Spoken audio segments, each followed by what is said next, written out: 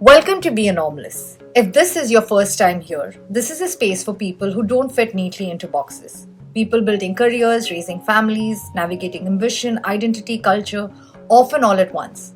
I'm Sai Menon, and today's episode is just me. I want to start by naming something that doesn't get talked about enough, especially this time of the year.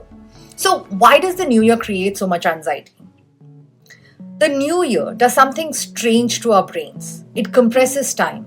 Suddenly, 12 months feels like one moment where everything needs to happen. It magnifies comparison. You see everyone's plans, announcements, confidence, and you assume they are ahead. And it exaggerates stake.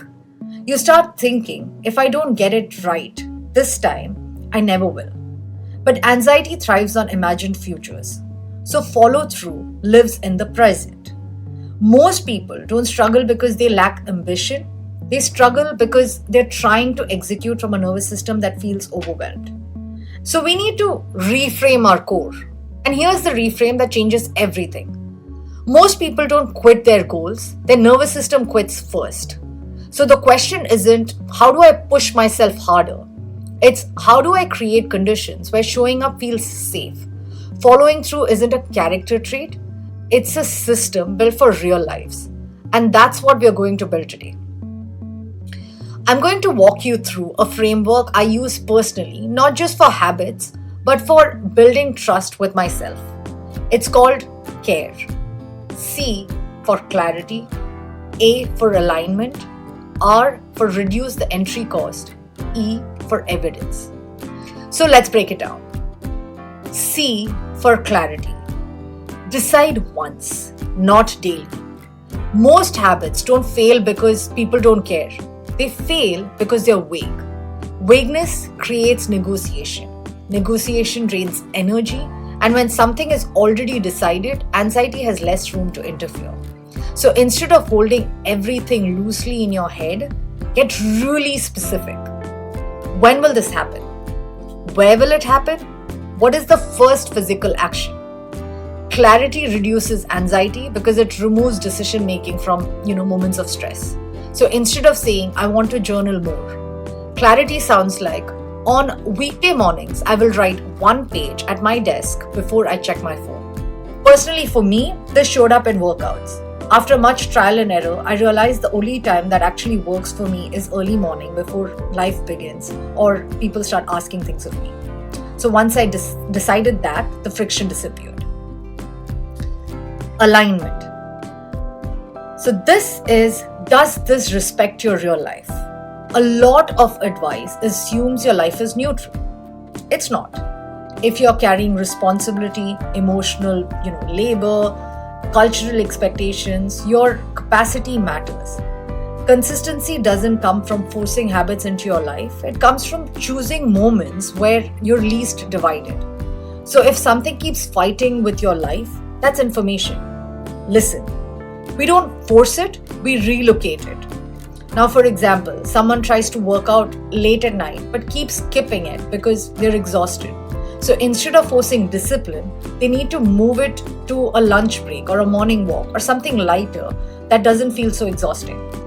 For me, the morning workouts, as I mentioned, because I don't have any responsibility pulling at me and it just fits right into my life. That's alignment. R. Reduce the entry cost. Make starting easier than avoiding. Most routines don't fail because people quit. They fail because starting feels heavy. So we shrink the beginning. Not forever, just enough to begin. Starting is the habit. Everything else is a bonus. So writing doesn't start with finishing an article. It starts with opening the document and writing one line. Movement doesn't start with a workout. It starts with putting on your shoes and taking that first step. So small isn't weak, it's sustainable. It's showing up and showing confidence in yourself. E is for evidence. Build proof, not streaks. This was something that I had to learn last year. Streaks are so fragile. Evidence is durable. Every time you show up, even briefly, you collect proof that you're someone who returns. Consistency isn't never missing, it's coming back without punishing yourself. So instead of tracking, Did I do this every day? Track. I showed up even when I didn't feel like it. I came back after missing a day. I kept the promise small instead of quitting. That's how you build trust with yourself, and that's how you keep motivating yourself without being hard on yourself. So, even with a solid framework, life will interrupt. So, here are a few research backed supports that help when anxiety is present. Number 1, habit stacking. So, stop asking your brain to remember. Attach a new habit to existing ones. So, for example, with my workouts, if I start waking up early, then add to that. Or I pour a cup of coffee, I sit quietly for 1 minute. After my bedtime tea, I read 1 page. So, new habit borrows from momentum that you already have a routine set.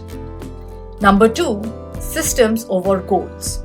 Goals say do it perfectly. System is what you return to. So, you miss a day, you return. Lose momentum, you return. You don't fail when you fall off, you fail when you don't come back. Always remember that. Number 3, track proof, not perfection. Your brain needs evidence. Tracking behavior shows who you are becoming. You showed up when you are tired. I came back after stopping. That's trust. As I mentioned, this is all about building trust with yourself and understanding yourself. Number 4, accountability. Follow through improves when effort is witnessed. So find that one person, someone who asks you, how did it go? And actually listens. You want to read more, find someone who reads with you or someone who will talk to you about the book. We're not meant to change alone. So find that person. Number 5, decide ahead of time. People don't fail because they don't care. They fail because they decide in the moment. And when there is, and the clarity is gone by that. So decide ahead. When this happens, I do this. For me, Sunday evenings became this ritual where I plan the week, meals, schedules, and now it's this fun thing with my husband and my son where we do this as a ritual and all of our friends know it. The decision removes stress, so before it even arrives. So we're really planned for the week. Before we close, I want to leave you with a few mindset shifts. Stop asking for a perfect year, ask for a resilient one. You're not building flawlessness, you're building recovery. Another thing is separate your worth from your output. You are not your productivity. Consistency grows when effort feels safe. Believe in yourself, trust yourself, don't be hard on yourself. Measure momentum, not the mood. If you're feeling anxious as this year begins, nothing has gone wrong. You're not behind. You're not broken. And you don't need to rush into clarity. Following through isn't about becoming stricter with yourself.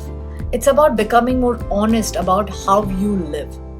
One small promise, one safe action, one honest return. That's enough to begin with. So be kind, be compassionate towards yourself. And this is Be Anomalous.